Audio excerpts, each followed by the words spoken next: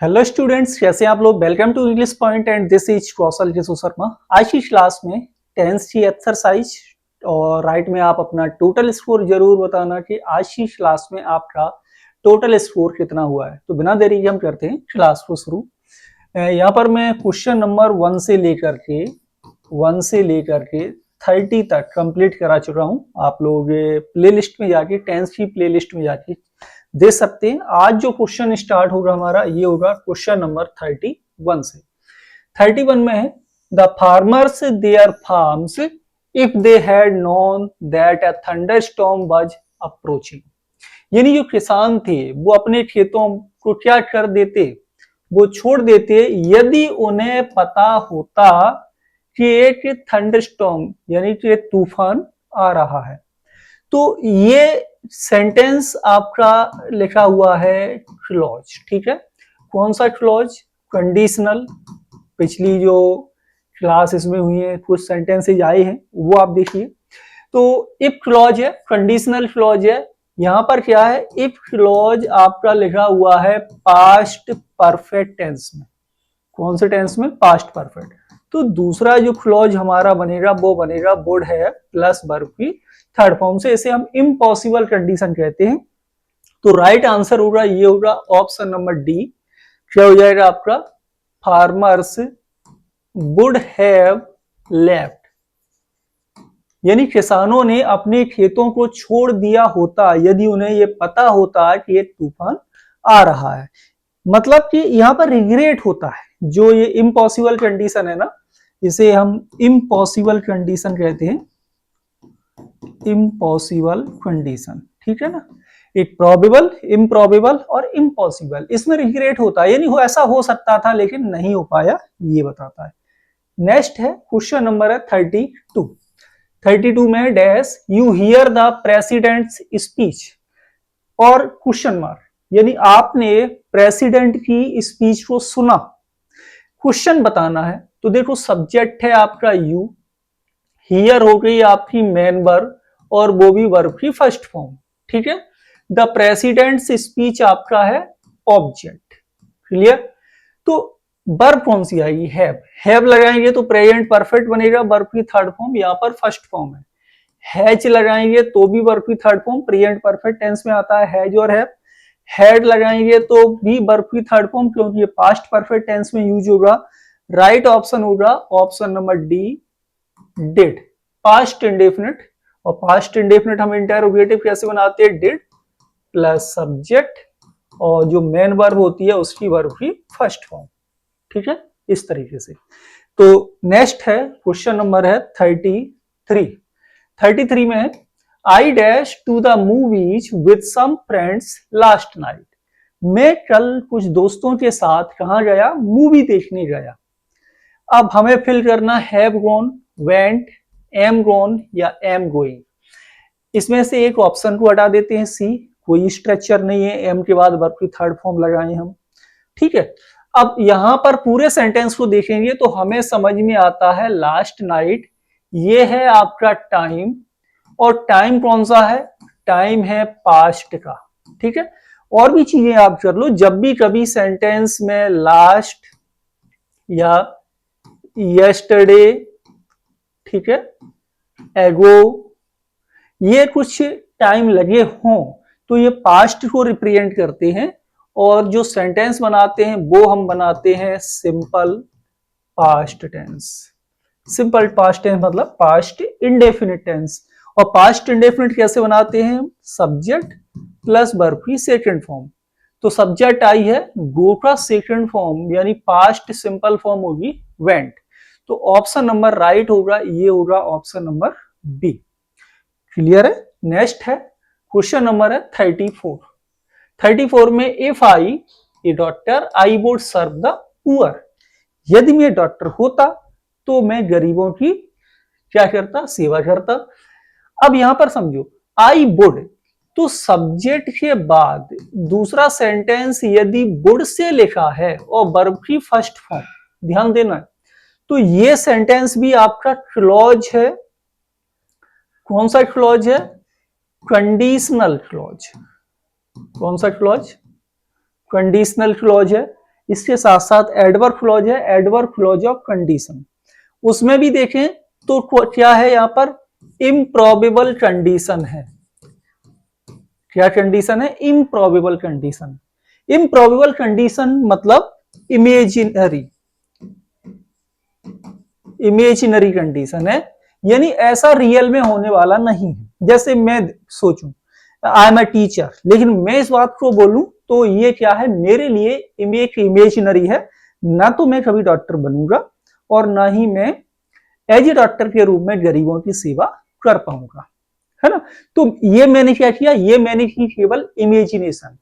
तो यही आप समझ लो कि जैसे कोई काम आपने केवल सोचा है, वास्तव में ऐसा होने वाला बिल्कुल भी नहीं है, उस सेंटेंस को आप बनाओगे इम्प्रॉबेबल कंडीशन में इफ क्लॉज के साथ, जिसमें आपका पहला सेंटेंस बनता है यानी कि इफ क्लॉज बनेगा पास्ट इंडेफिनिट टेंस में, और दूसरा क्लॉज बनता है वुड के साथ। इसे बोलते हैं हम इमेजिनरी कंडीशन या improbable condition.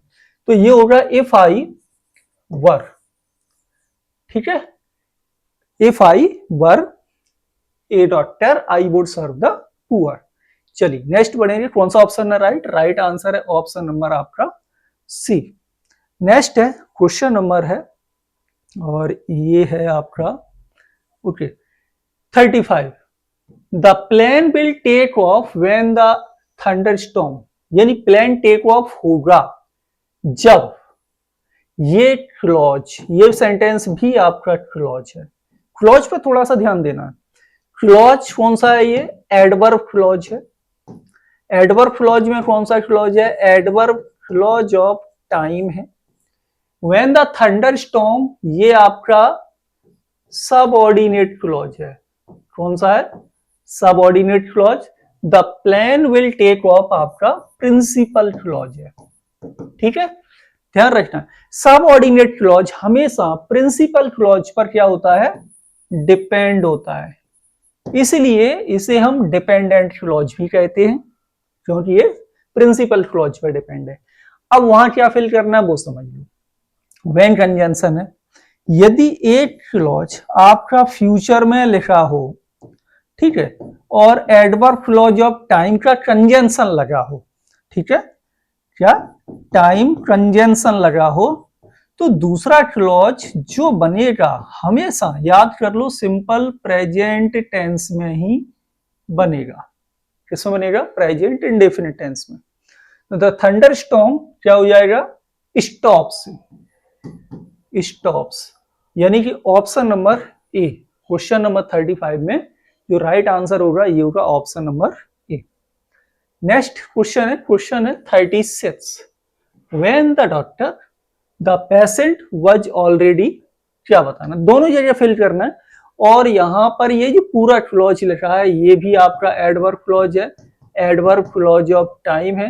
When the doctor आपका सबऑर्डिनेट क्लॉज है, द पेशेंट वाज ऑलरेडी आपका प्रिंसिपल क्लॉज है, ठीक है, इतना ध्यान देना है। सबऑर्डिनेट क्लॉज क्या होता है, प्रिंसिपल क्लॉज पर डिपेंड होता है। तो अब राइट आंसर बताएंगे कि राइट आंसर क्या होगा, चलो देखते हैं। अब ये वॉच लगा है तो पास्ट में बनाना है, when the doctor arrived, past indefinite, ठीक है, अराइविंग नहीं होगा, ऑप्शन 2 बची। अब देखो द पेशेंट वाज ऑलरेडी, अब इनमें से तो कोई है नहीं, अराइव्ड होगा डेड, अराइव्ड या डाइड, तो डाइड आपकी है वर्ब, ठीक है, लेकिन डेड वर्ब नहीं है, ठीक। वाज के बाद यहां पर आपको क्या लगाना है, कंप्लीमेंट लगाना है।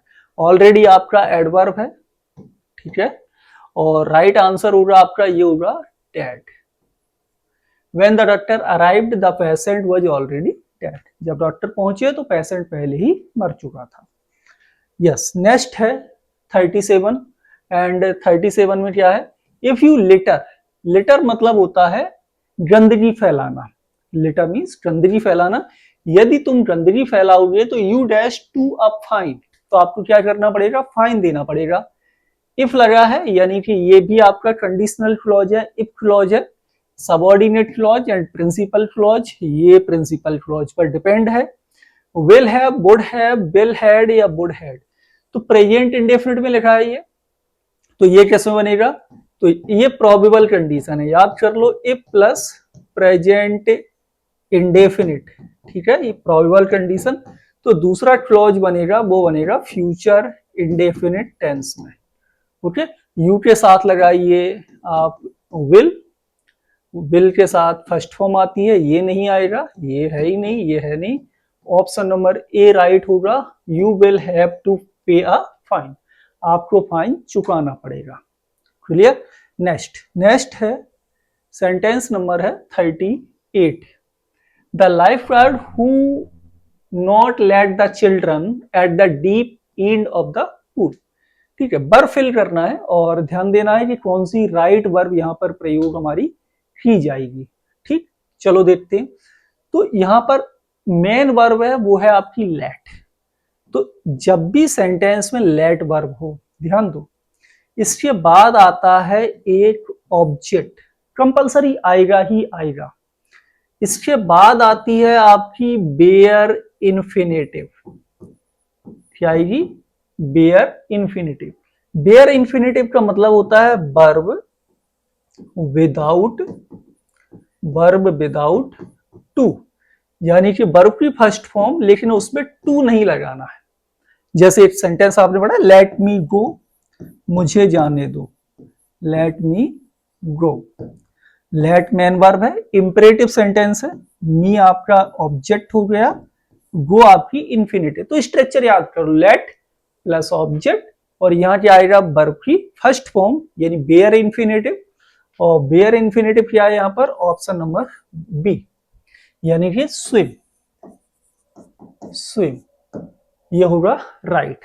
Okay, next 39, the audience watched the clowns. Audience ने क्लाउन्स को देखा। कैसे देखा क्लाउन्स को, क्या करते हुए, तो क्या, अब यहां भी देखो, वॉच जो वर्ब है, वॉच प्लस ऑब्जेक्ट, ठीक है, इसके बाद भी आती है आपकी बेयर इन्फिनेटिव। क्या आती है, बेयर इन्फिनेटिव, यानी कि वर्ब की फर्स्ट फॉर्म बिना टू के। तो क्या होगा, परफॉर्म। ऑप्शन कौन सा राइट है, ऑप्शन नंबर है बी, क्वेश्चन नंबर 39 में। क्लियर है, ये पॉइंट है छोटे छोटे ने याद रखना है। And next question number 40, we shall go for a picnic. हम पिकनिक के लिए जाएंगे यदि वेदर कैसा हो, अच्छा हो तो, यानी ये कंडीशन हो तो ये होगी। That means probable condition, if clause conditional clause है, एडवर्ब क्लॉज ऑफ कंडीशन है, ये आपका सबऑर्डिनेट क्लॉज है, we shall go for a picnic आपका प्रिंसिपल क्लॉज है। ठीक है, अब ये लिखा हुआ है फ्यूचर इंडेफिनिट में, तो ये कैसे बनेगा, प्रेजेंट इंडेफिनिट में। वाज नहीं आएगा, हैज बीन नहीं होगा, हैड बीन भी नहीं होगा, इच, बी वर्ब यूज होगी यहाँ पर ओनली, तो वो क्या है आपकी इच, वेदर के साथ etch. Option number A question number 40 में राइट होगा। क्लियर। तो ये हो गए आज की क्लास के टोटल 10 सेंटेंस। कमेंट के माध्यम से आप अपना स्कोर बता सकते हैं कि आज की क्लास में टोटल स्कोर क्या हुआ है। अभी तक आप लोगों ने इंग्लिश पॉइंट के यूट्यूब चैनल को सब्सक्राइब किया, जल्दी से कर लो। इसी तरह की एक्सरसाइज आप लोगों के लिए मैं लाता रहता हूँ। साथ ही साथ अभी तक इंग्लिश पॉइंट के ऐप डाउनलोड नहीं किया है तो वो भी कर लीजिए, वहां पर भी आपको पीडीएफ्स मिल जाएंगी एक्सरसाइज करने के लिए। मिलेंगे आप लोगों से अगली क्लास में। Thank you for watching.